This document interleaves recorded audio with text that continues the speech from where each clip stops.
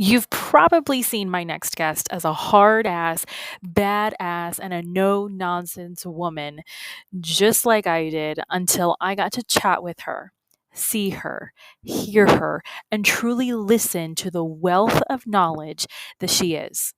From a salon owner that was literally broke to now teaching other salon owners and stylists how to have a better relationship with money, Nina Tulio is going to have you look at dollars a whole new way after today's episode.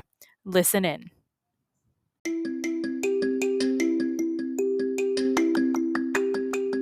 Are you a beauty or barber pro looking for that push to do that thing you've always wanted to do, whether it's in or out of the salon, spa, or shop?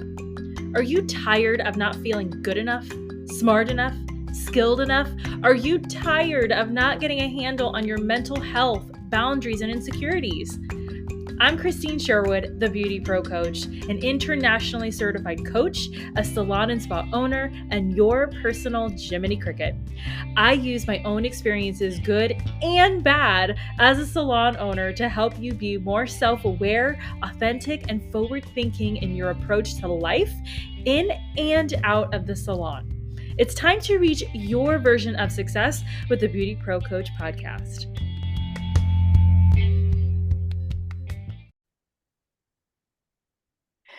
Well, hello, Nina Tulio. You are on the Beauty Pro Podcast. I'm excited. I'm pumped for our conversation today. I am so happy that you are here. When I sent you a message, I was kind of like, man, she's not going to see it because she is a busy lady, but let me just try. And you did. And I'm very honored. So thank you. Good. Yeah, thank you. So we're just going to jump in. And I know you talk a lot about how, you were in debt as a salon owner. And that was like that was it. That was your final straw.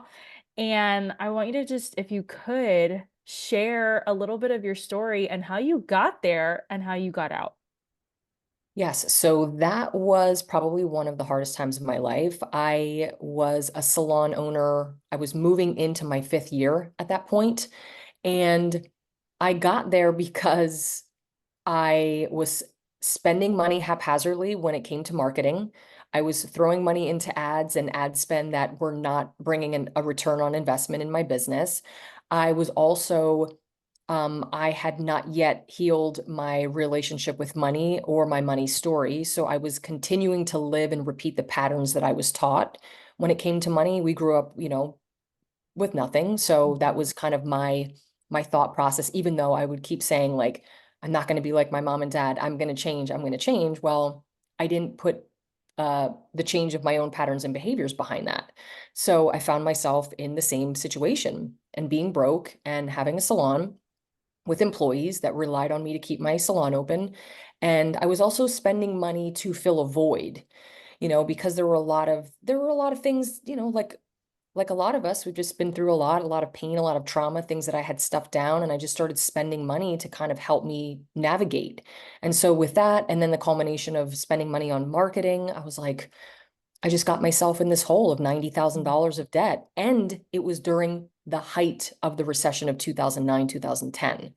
So it was a really, really hard time. And I had to make some drastic measures, make some drastic decisions to keep my business. And one of them was to sell my home to keep my salon. And so, when you say, how did you get out of it? The best advice that I can give and what I did for myself was own my own shit. Like you have to take accountability for what is going on in your business. And when I talk a lot about holding up the mirror and looking at yourself, like really looking at yourself, and that's what I did. And I was like, what the actual F are you doing? Like, why are you doing this? Like, you've got to stop this cycle. You have people who are relying on you. And I had those hard conversations with myself. I really dug very deep and I just hit it super hard in my business. I got involved heavily in my community with my team. They were a big part of the growth. And we started hitting chamber events. We were networking. We were on social media. We were just out and about.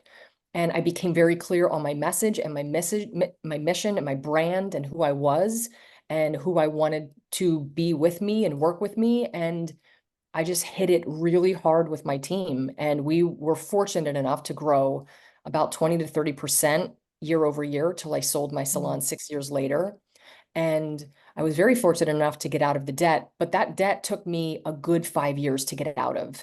So if people are struggling, because there's a lot of things going on right now, there's a lot of consumer behavior shifting, there's a lot of change, and we're inclined to typically go back to our emotional home, which for a lot Mm-hmm. of us is discount, discount yourself, discount your talent, reduce prices.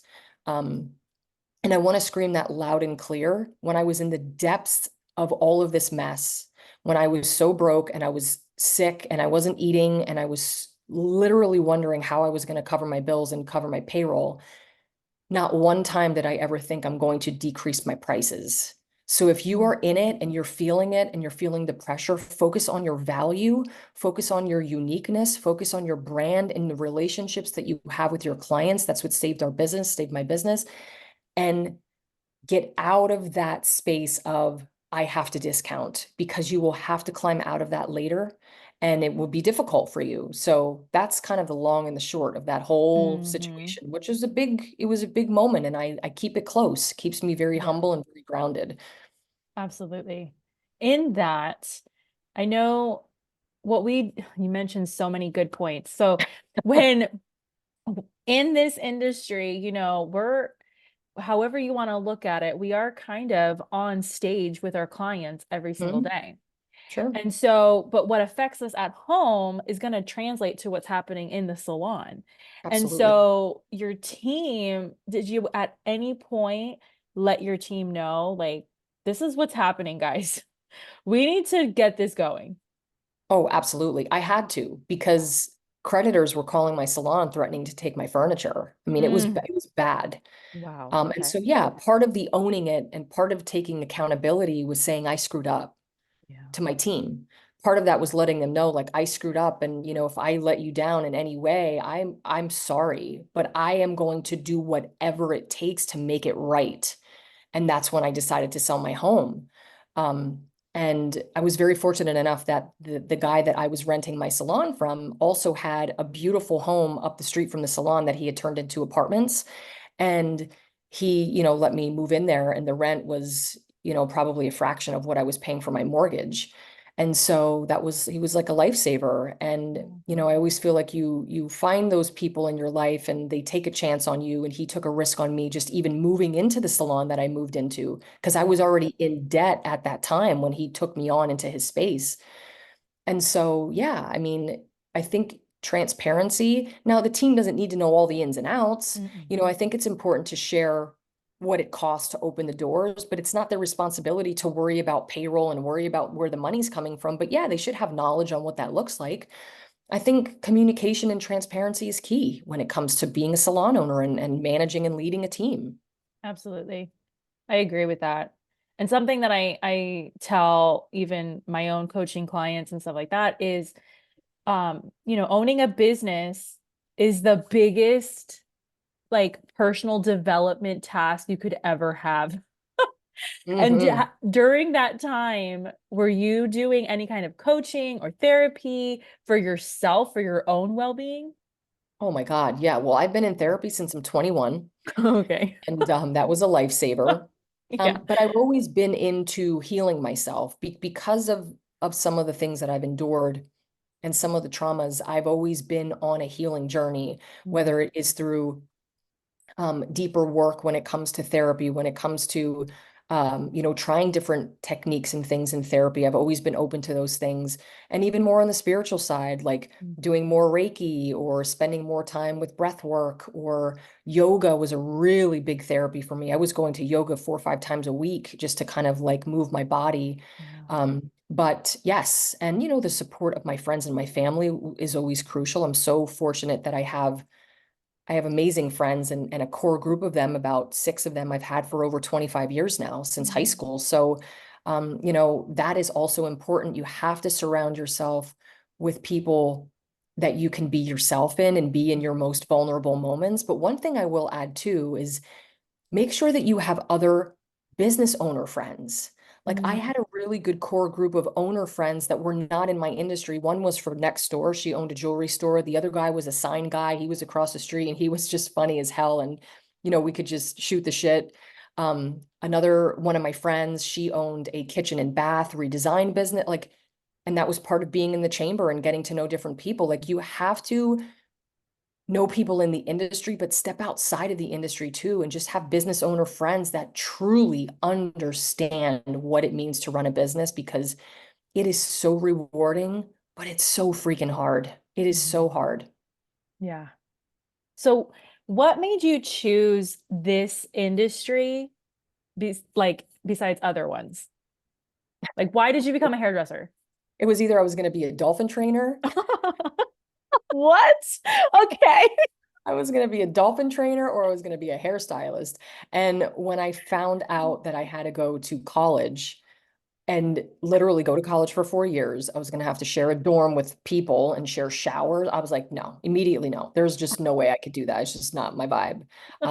I was never good in school. I was never a great student.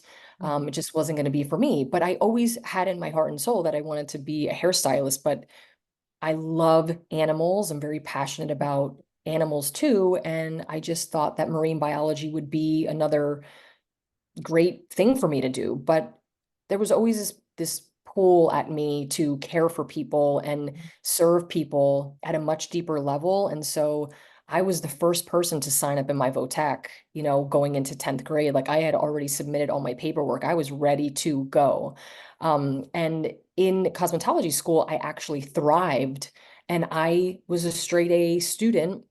That was the only area that I was a straight A student because, like I said, I barely Yeah. could finish high school because of my math was horrible. Um, and so I think when we apply ourselves and we're very passionate about something, it's easy, and I just knew in my heart and soul it's what I wanted to do. And I knew very early on, even in VOTEC, that I wanted to be a salon owner.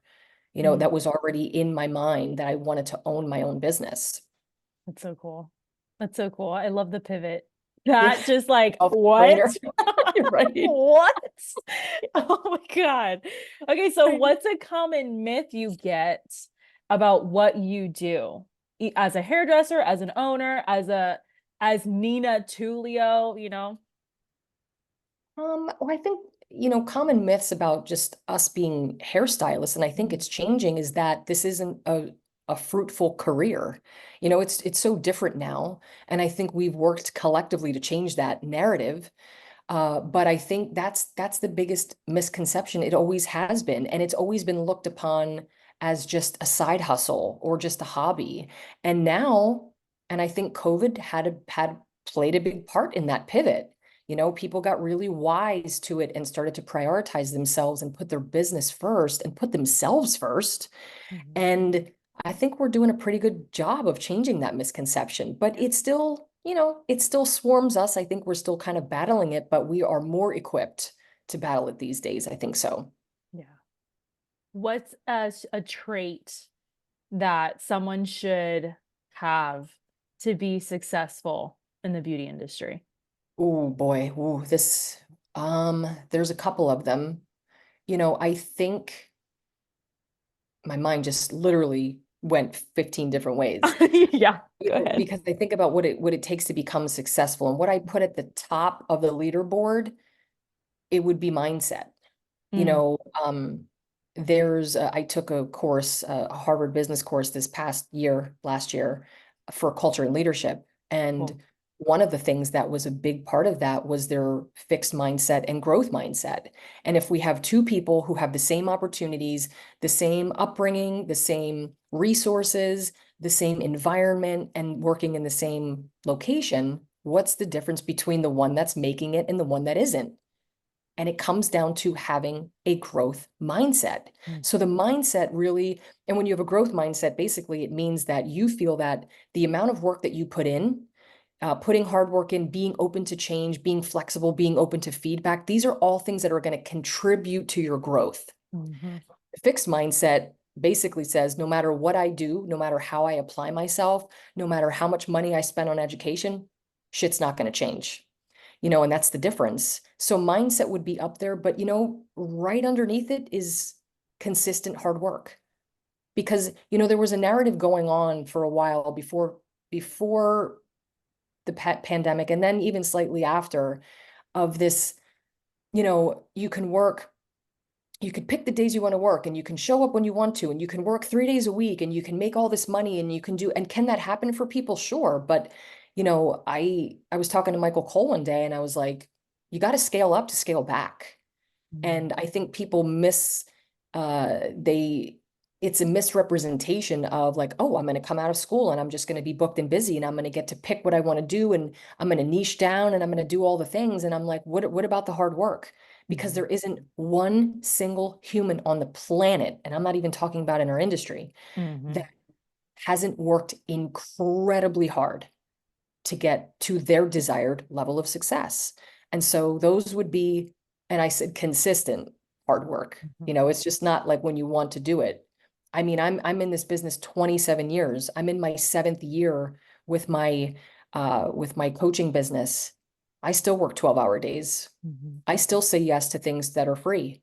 I still work weekends. It's just I don't do it all the time. But if it is aligning for me and I feel good about it and I'm making relationships and it's going to open up doors for me and it's an opportunity, yeah, I'm going to do it. So I think people miss that component, and the Mhm. two of them, mindset, hard work. Absolutely. You got to lose to win. You got to Yeah, slow down to speed up. And I like absolutely. how you put it to Michael Cole. Absolutely. 100%. Yeah. So, as owners, what do we have to do?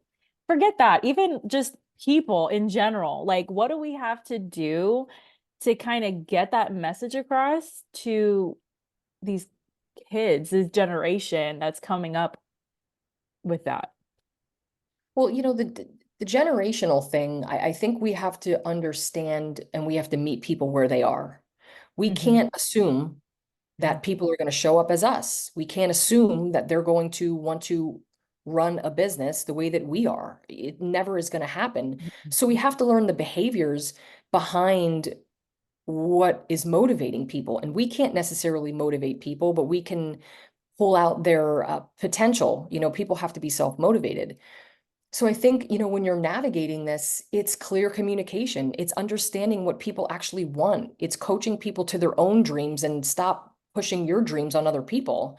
I think it's really getting down to like taking the 16 personalities test and seeing how they operate and how they learn and what excites them. And I think it's taking the time to really get to know your people, because my team was younger, a lot younger than, well, now I'm kind of wondering because I still talk to them. I'm like, wait a minute, I guess they weren't that much younger than me, but I would say maybe 9 years, some of them 10 years, Okay. some of them even more, right? Hmm. Um, and they worked freaking hard and they're still working hard. So I think it's finding the right people that align with your brand, but also understanding what makes them excited and Mm. communicating to them in a way that they understand and being flexible. That's one of the things that people are asking for is being flexible. But guess what? They also want to know how they're going to grow.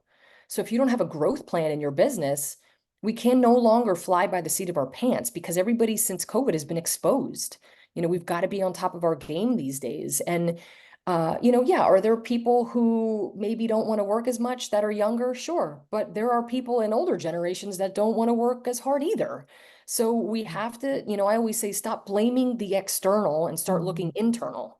We have to look Mhm. internally first. Look within you and look within your business. The answers are there. And we have to stop blaming other people, but we also have to listen to what people are asking for. Mm. Amen to that. Okay, so how are you nourishing yourself through all of this learning and leading? I am I'm big on masterclass. There's two things, right? It's the educational piece for me, but it's also like the mental piece for me. Mm. Because just like working behind the chair and being a salon owner, I also there's a lot of output and we have to continue to fill ourselves. So I'll speak on both sides, but on the educational side, I love masterclass. I love learning from other coaches that are in the sports industry.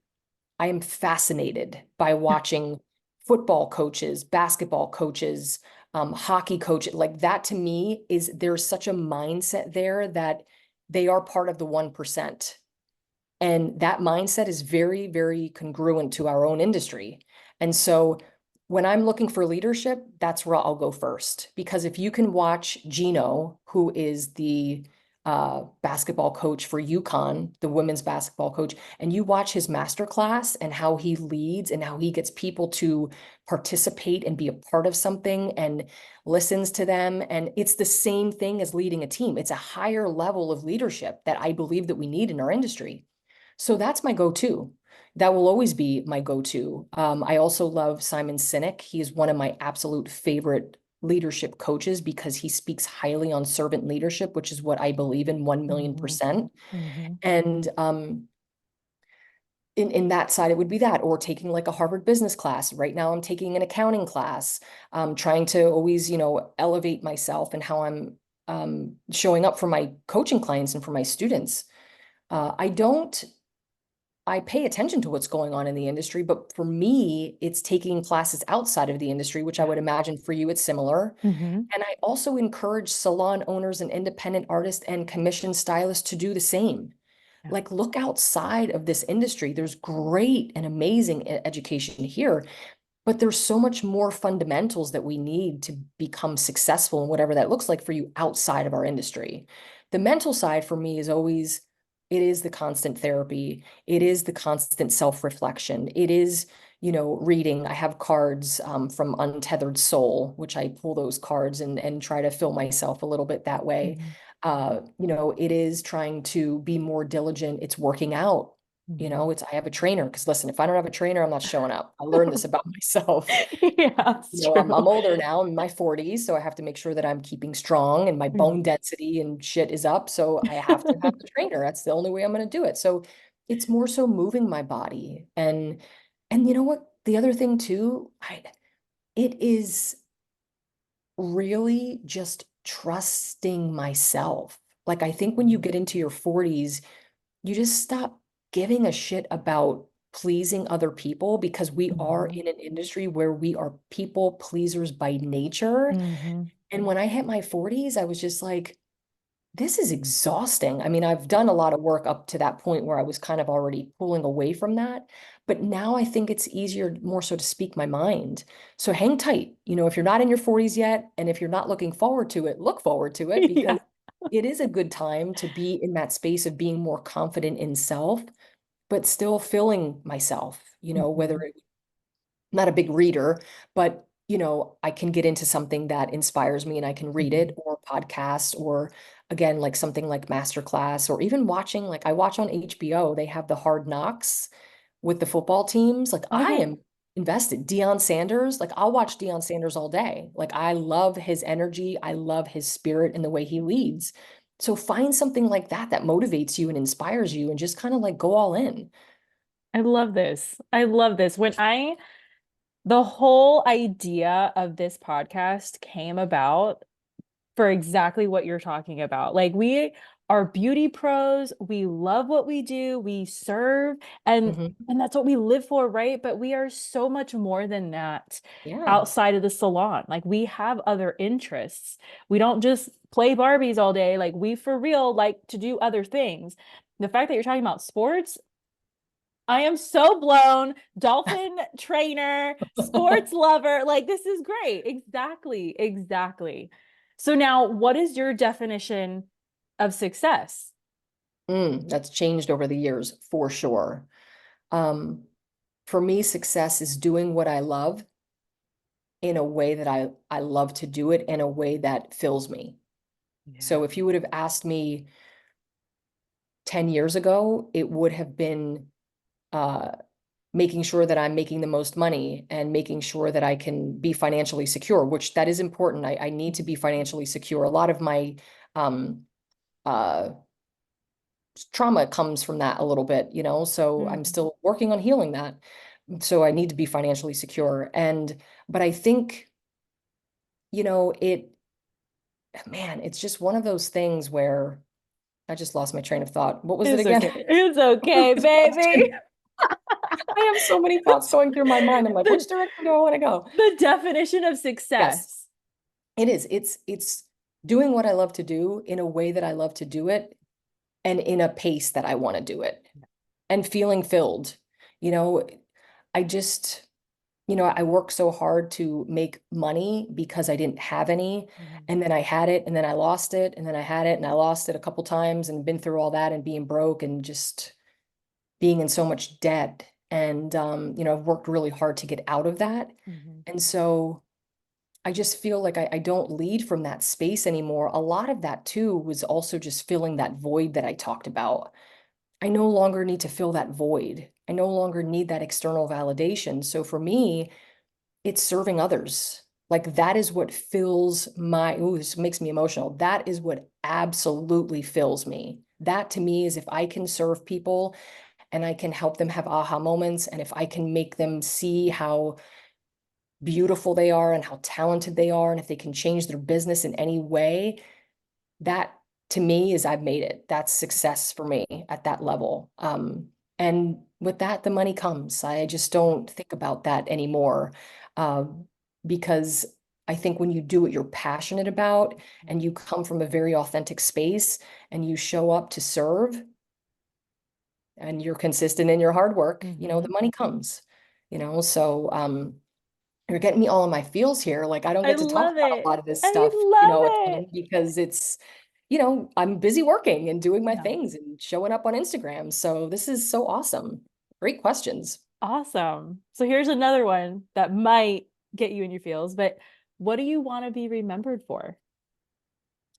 I want to be remembered for the impact that I make on other humans.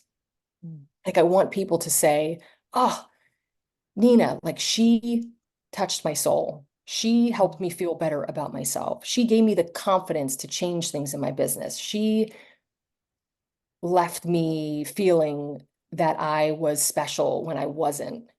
That is what I just want people to know, that I deeply care for them and that I left some sort of imprint and some sort of impact on their life. And if I can achieve that, then again, that's a level of success for me, And so I feel like the downside when you start to get into your 40s is you start to think like, oh shit, now I'm on the down slope. You know what I mean? Oh Like, no. not that I'm on the downslope, but you start to think like I never would think about death or anything. That just never really, I just don't live in that space. But the past couple of years, it just starts to get closer. You think about it. Yeah. And I remember talking to Ryan Whedon about this, and there's a video out there that we were talking about this, and like I just want to be able to do the things that I want to do and impact the people um that want to make a difference. And I just feel like every day gets closer to the end, so I just want to enjoy every moment. I just want to enjoy every moment. And that Nina from 10 years ago wouldn't speak like that because I just was so um still healing, that I was still seeking external validation. And when that thing shifts, that's a serious shift. And so hang on tight, guys, because it's coming and it's good. It is a good thing, minus the crepey skin and the the weird hormones, but everything else is good. So, what insult have you ever gotten that today you are so proud of? Oh, you know what? I love this question. So I remember so I was doing hair and simultaneously I was working at Circuit City. I don't even know if you remember what I Circuit City was, remember like an Circuit electronic City. place, right? So Totally. Yeah. I was working at Circuit City and I was a manager there. I went through their management training for a whole week. It was amazing. It actually changed me. It was very cool. And I will never forget, one of their district managers said to me that I wouldn't be a good leader because I'm too high strung. You have too much, you're too high strung and you have too high energy and you wouldn't make a good leader. And I think about that a lot. I think about it not in a negative way. I think about it like, thank you for that, because that pushed me to dig deeper into myself, because I knew from a young age that I was a leader, that just I felt that in my soul. And when he said that to me, I was like, what? Like it hurt me. I'm like, this Yeah. is horrible. Like, why would you even say that to me? And I remember getting up and walking out of that meeting, and I quit shortly thereafter that. But I remember thinking, wow, is that true? You know, if someone says that to you, just because somebody says something to you doesn't mean it's the truth. Hmm. But if they Right. look at you and they say it to you with passion, it stings. Right. And so I do think about that. And I'm like, okay, now what? You know what I Yeah. mean? Yeah. Now just take a look and see what's going on in my life right now, because I'm so fortunate that I just get to share so many cool things with so Hmm. many freaking cool people. And I use that as inspiration. You know, I think Hmm. about it sometimes when I have my moments with my anxiety, or I'm struggling to get up, or, just show up. And I'm like, I think about it and I'm like, nope. What is your why? Why are you here? Why are you showing up? Lean into that. And I think about Hmm. that sometimes. And I'm like, thanks, man. You pushed me. I take all of those things, and the people that have said things to me that haven't been the best, I always turn it into a positive, Yeah. because it's always there too. We have an option. We can sit in it, we can stew on it, and we can allow it to control us, or we can take control of it. And it took me some time, but I allowed it to help me kind of Yeah. be a leader and do what I really love to do. So thanks, my friend. Have you ever seen I that will guy not name again? him. No, I, Okay. I No, won't. no, no, that's I fine. won't. But no, no, no, that's fine. But have you ever seen him again and been like, thank you? No. No, no. I No. don't know. I don't know how, I wonder how I would respond sometimes. I could be, it could go either way, where I could be like sarcastic, like, thank you Yeah. so much for saying that. Or I could say, like, are you freaking kidding? Like, why would you say that? It could really go either way, Right. depending on the day. Depends on the day and your mood and everything else. I Yeah, get you're that. gonna you're either gonna get the Pisces Nina, which is like, oh my God, thank you so much. I love that you said that to me because it Oh, changed me. Or you're gonna get the rising sign of me, which is Leo, where I'm gonna just be a lion, and I'm gonna be like, I'm you gonna kill you. freaking serious with this right now? Like, what were you thinking? Why would you say that to someone? Like, Yeah. you suck. No, I would never say that. I couldn't say that to somebody. So, what's an area, it could be with hair, your personal life, whatever, that no one agrees with you about? Oh man. Um, an area that no one agrees with me about. That's a tough one. I don't know. I don't, we may have to circle back. I have to think Okay. about that. I don't know if I ever have. I'm trying to think, was there a situation like with my friends where I'm like, no, even with my husband, which sometimes there we can, go in opposite Well, of direction. course. Yeah. Um, in the industry, I don't know. I can't really think of one. I can't think of one at the moment. Maybe I will We'll come shortly. back. We'll come back. We'll come Okay. back. Okay. So, what will the industry look like in 5 years? The industry, what will it look like in 5 years? I think that, well, I'd hope to say that we would be more cohesive.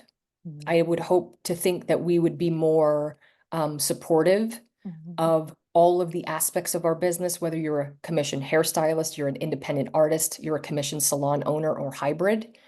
I would hope that we can understand all of the facets of the industry so we can work together to kind of continue to build the industry. I also feel that, there will be some shifts, and I've been talking about it now, probably it's got to be at least a year and a half, where I feel like, because there were so many people going into suites and going out on their own and going into chair rental, I think that will circle around a little bit. I think we'll see a little bit of a movement where uh, independents will want to go into commission salons, and I've seen it start to happen a little bit. Mm. But there'll always be room for suites. There'll always be room for independence. And despite what people say about the commission salon dying, there will always be room for the commission salon. But the commission salon needs to continue to change and be more flexible, be more malleable, uh, uh, be more open to change and not live. I talk a lot about living in the old school mindset, Mhm. getting out of that old school mindset and welcoming to 2024 and beyond. So Mhm. I think a lot of good things will change. I also think people will start to take us a lot more seriously. I think people are now, but I Mhm. think that's also going to change. I think the respect level will increase for our business, but I think we will keep moving and keep shifting, and there'll be ups and downs where we'll have a flux of people going out on their own, and we'll have a flux of people going into commission. We'll have a spike in commission owners, and we'll have a downturn on. I think that is always going to be a constant movement. But I hope that we would be in a much better place, support in the support department, and also in a much better space of understanding that there just is way more than one way to run a business. And we need to stop shaming each other for pricing, and we need to stop shaming each other for pricing structures and shaming each other for how people are running their businesses or choosing what to do. And, I would hope that that would also shift and change too.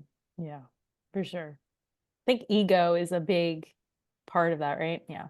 Yeah, ego and judgment for sure. Ugh. So what's one lesson that you have learned as a beauty professional that you wish everyone in the entire planet would get to? Listen to your gut. Hands down, 1,000,000%. I will scream it from the rooftops. When you are thinking about hiring someone and you're getting that feeling and it's not going to work, listen to your gut. When you are thinking about moving into a new salon space and you get that feeling, but you're excited, listen to your gut. Learn to trust yourself, because it's really, truly the only person that you can 1,000,000% rely on. And I think I would have saved a little bit of heartbreak, which I don't regret any of it because it allows me to show up here today. But I would have saved a little bit of heartbreak and a lot of money if I would have listened to my gut. And so I think we have to learn how to trust ourselves more. And owners, trust your decisions, trust your thought process. I think that, and trust your judgment. I think that is just, man, if we could just listen to ourselves a little bit more. Sometimes we need to learn the lessons, so it's good. But trust yourself and believe in yourself for sure. Yeah. So we're going to go back to that question. What's one thing no one agrees with you about? I don't have anything. I'm thinking too, like, is there a policy or is there something?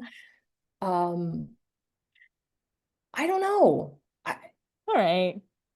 We'll just take it. Can I get a pass on that one? Yeah, we'll take it. Forget it. I can't think of one, really. What's going on in Nina Tulio's business world that people can get a part of right now? So I'm so pumped that I get to do a lot more traveling this year. So I get to reach a lot more souls in person. So I'm going to be out and about. I have classes and working with Oligo Professional and their distributors and all the things. So make sure you check out my website, because I have the list of all of my events in the cities that I'm going to be in. So that excites me. I have my Make That Money course, which has been around now for over 3 years, and that's for the independent artist. But I just launched a self-paced version, which is just on budgeting and pricing. So making more money with your profit, understanding profit margin and pricing. So if you need something immediate, you could do that. But also, I have a ton of free resources. I have free profit calculators on my website. I have free pricing classes. I have ebooks that you can get for like $19 and $37. Like, I really try to make my education very affordable. So I would just hop on my website and check out all the things. And so I have 2 podcasts. I have my podcast with my best friend, No Stylist Left Behind. And we are going on our 5th year with my best friend, Mr. Jay Ladner. But I have recently started my own podcast called Make That Money. So it's Make That Money with Nina Tulio. And it's all profit, pricing, product, taxes, very minimal guests on that podcast. But any guest that I have will be all in the money space.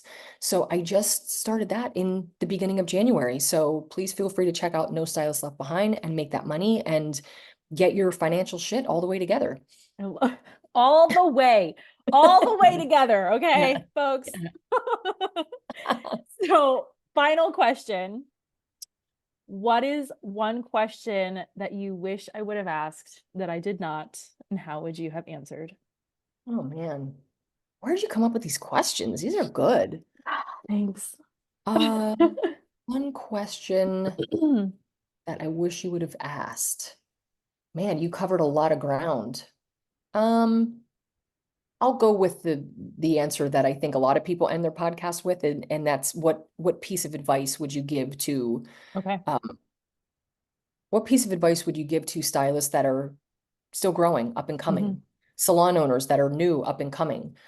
And my answer would be to take your time, slow down, absorb as much education as you can, stop trying to speed up the process, focus on your own journey, and enjoy the journey, enjoy the ride, and don't feel like you have to be where someone else is, because there's a comparison thing that we have, and I think it really stunts a lot of growth in our industry.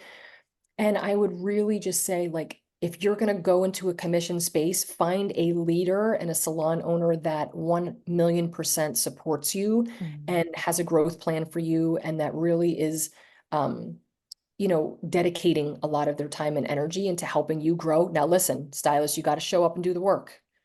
It's a partnership. You can't expect the owner to do all the things for you. You've got to show up and do the work too. But I think also focus on yourself. Yeah. Write out what your level of success looks like. What does that mean to you? Write out what your why is.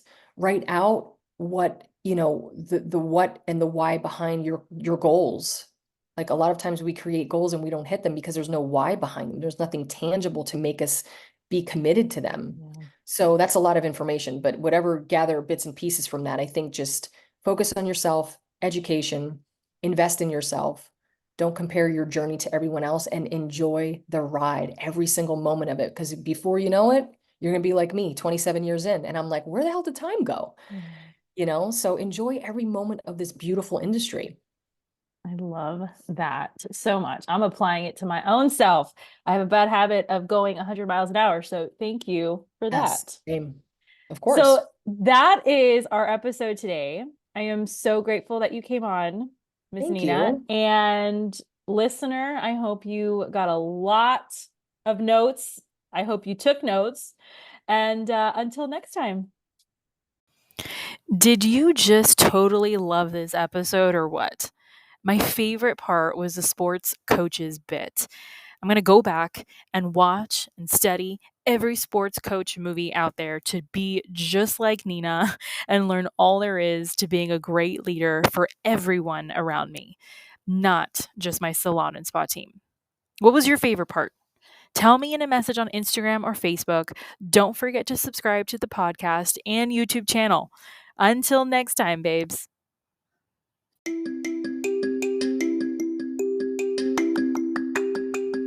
If you loved this episode, subscribe to the BeautyPro Podcast on Spotify and Apple Podcasts so you never miss an episode. Don't forget to leave your reviews, stars, feedback so I can continue bringing the content you deserve and want most. Your feedback fuels this podcast. The more you give, the more you get back. You can follow me at The Beauty Pro Coach on Instagram and Facebook. Want to contact me directly? Email me at befree@goldentruthcoaching.com.